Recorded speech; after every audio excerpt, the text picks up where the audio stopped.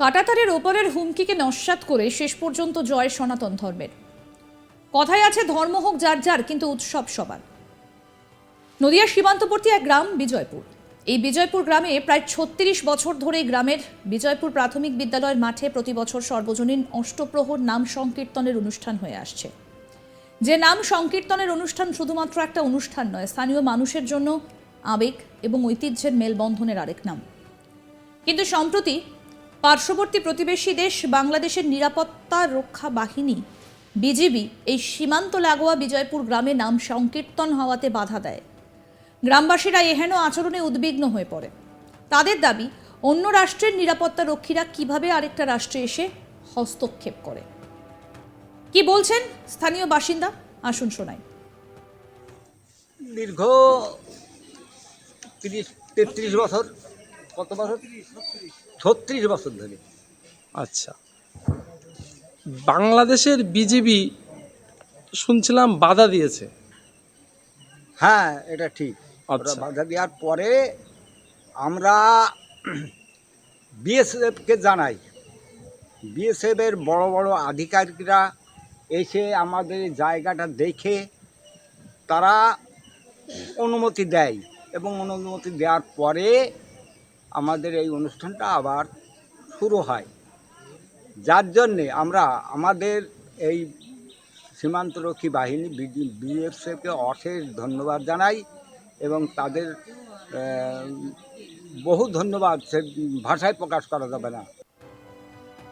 স্থানীয় গ্রামবাসীরা বিএসএফ এর কাছে এই বিষয়ে অভিযোগ দায়ের করেন বলেই জানা যাচ্ছে। শেষ পর্যন্ত বিএসএফ এর হস্তক্ষেপে কাঁটাতারের পার্শ্ববর্তী দেশ বাংলাদেশের বিজিবির হুঁশিয়ারিকে নস্যাৎ করে আবারও আজ থেকে শুরু হলো বিজয়পুর প্রাথমিক বিদ্যালয়ের মাঠে নাম সংকীর্তনের অনুষ্ঠান। এই বিষয়ে গ্রামবাসীরা বিএসএফ এর কাছে কৃতজ্ঞতা স্বীকার করেছেন। বিএসএফ এর আধিকারিকরা যদি হস্তক্ষেপ না করতো তাহলে তারা আজ এই অনুষ্ঠান করতে পারতেন না। পার্শ্ববর্তী দেশের রক্ষীদের আচরণে ক্ষুব্ধ গ্রামবাসীরা। গ্রামবাসীদের বক্তব্য, তারা যখন আজান দেন, নামাজ পড়েন, আমরা তার বিরোধিতা করি না, অথচ আমরা আমাদের ধর্মের অনুষ্ঠান করতে গেলে কেন বাধাপ্রাপ্ত হব অন্য রাষ্ট্রের রক্ষীদের দ্বারা? তাদের দীর্ঘদিনের অনুষ্ঠান যে করতে পারছেন বিএসএফ এর আধিকারিকদের হস্তক্ষেপে, সেই জন্য বিএসএফ আধিকারিকদের গ্রামবাসীরা ধন্যবাদ জ্ঞাপন করেছেন। গ্রামের একাংশ মহিলারা বলছেন তারা ভারতের নাগরিক, কাঁটাতারের 0 পয়েন্টে বসবাস করেন। ভারতের বিএসএফ এর কারণে তারা সুষ্ঠুভাবে জীবনযাপন করে থাকেন। না কোনো ভয়ভীতি, আর 5টা গ্রামের মতোই আনন্দ উৎসবে মুখর হয়ে থাকে এই গ্রাম। আর কি বলছেন স্থানীয় বাসিন্দা, এবার তার বক্তব্য শুনবো। 35 বছর ধরে এখানে এই সার্বজনীন অনুষ্ঠানটা হচ্ছে, কিন্তু আমরা যে বর্ডারে 0 পয়েন্টে বাস করি, আমাদের এই অসুবিধা কোনোদিন হয়নি। কিন্তু বাংলাদেশ একটা ভিন রাষ্ট্র হলেও এইবার আমাদের এই অনুষ্ঠানটা মানে কোনো মতেই করতে দিচ্ছে না। আমরা তো এখানকার গ্রামবাসী, আমাদের একটা জোর আছে যে ওরা কেন আমাদের এপারে এসে ওরা বাধা দেবে। বিডিআররা বাধা দিচ্ছে, আর আমরা ভারতবর্ষের নাগরিক, আমাদের যে একটা ভিন রাষ্ট্র বাংলাদেশ এবং ভারতবর্ষ যে আলাদা রাষ্ট্র, ওরা যে নিজের একাধিত্ব এখানে এসে ফলাবে সেটা কিন্তু আমরা মেনে নেব না। আমাদের গ্রামবাসীরা এটা কেউই মানতে চাইছে না এবং চাইবেও না। তাই এখানকার আমাদের সিকিউরিটি গার্ড যেসব বিএসএফ জওয়ানরা আছেন, ওনারা সত্যিই ভালো। ওনারা আমাদের সপক্ষে অনেক কিছুই বলেন, এবং ওনাদের সহযোগিতায় আমরা এই 0 পয়েন্টে নদীর ধারে আমরা ছেলে মেয়ে স্বামী পুত্র সবাইকে নিয়ে সত্যিই আমরা সুন্দরভাবে বসবাস করতে পারি। ওনাদের অসংখ্য ধন্যবাদ। ওনারা আমাদের একদম যেভাবে সেফটি করে রেখেছেন। অনেকে যারা বাইরে থেকে আসেন তারা বলেন যে তোমরা কি করে থাকো এখানে, বাংলাদেশের লোক তোমাদের কোনো অত্যাচার করে না, তোমাদের মেয়েদের নিয়ে তোমরা কিভাবে বাস করো এখানে। এই যে সেদিনই ভোটের আগে একটা এখানে যে ভোট হলো, বাড়িতে যে ব্যালটে ভোট হলো, ওই অনেক দূর থেকে অফিসাররা এসেছিলেন, সেক্টর অফিসার, ওনারা সবাই বলছেন সত্যি এখানে আপনারা কি করে বসবাস করেন।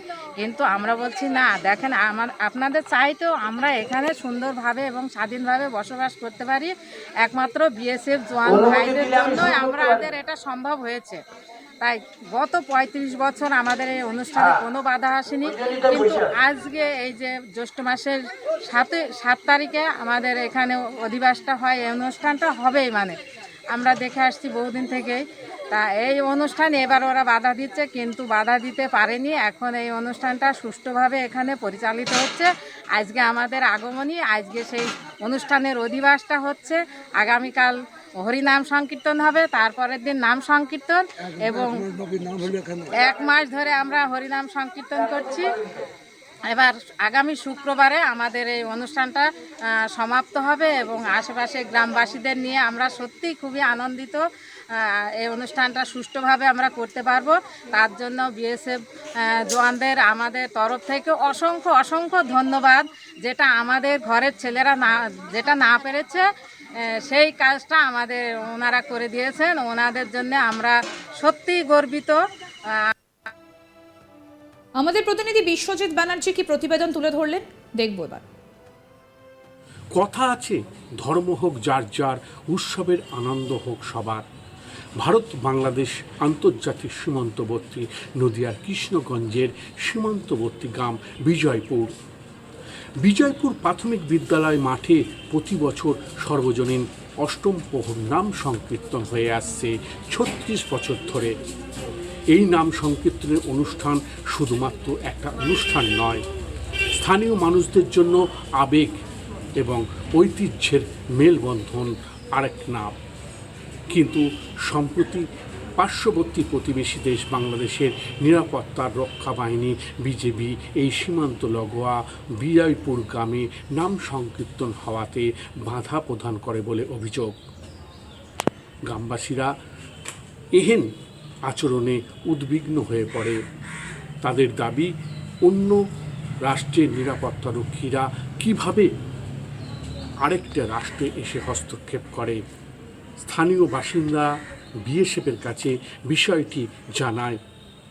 শেষ পর্যন্ত বিএসএফের হস্তক্ষেপে কাঁটাতারের পার্শ্ববর্তী দেশ বাংলাদেশের বিজেপি কথা নাশ্রত করে আজ থেকে শুরু হলো বিজয়পুর প্রাথমিক বিদ্যালয় মাঠে নাম সংকীর্তনের অনুষ্ঠান। গ্রামবাসীরা বিএসএফের কাছে কৃতজ্ঞতা স্বীকার করেছেন। বিএসএফের আধিকারিকরা যদি হস্তক্ষেপ না করত তাহলে তারা এই অনুষ্ঠান করতে পারত না। কাঁটাতারের 0 পয়েন্টে বসবাস করেন ভারতে। বিএসএফের কারণে তারা সুষ্ঠুভাবে জীবনযাপন করেন। নানা অনুষ্ঠান 5টা গ্রামের মতোই আনন্দ উৎসবে মুখর হয়ে যায় তারা। পার্শ্ববর্তী অঞ্চলের বিভিন্ন মানুষ এই অনুষ্ঠানে সামিল হয়। এমন অষ্টম প্রহর অনুষ্ঠান করতে পেরে এবার খুশি গ্রামবাসীরা এবং তারা কৃতজ্ঞতা প্রকাশ করেছে বিএসএফের কাছে। এই অনুষ্ঠানকে কেন্দ্র করে নানা মানুষের আনাগোনা। দেখতে থাকুন আজ তাক বাংলার ইউটিউব চ্যানেল, সাবস্ক্রাইব করুন।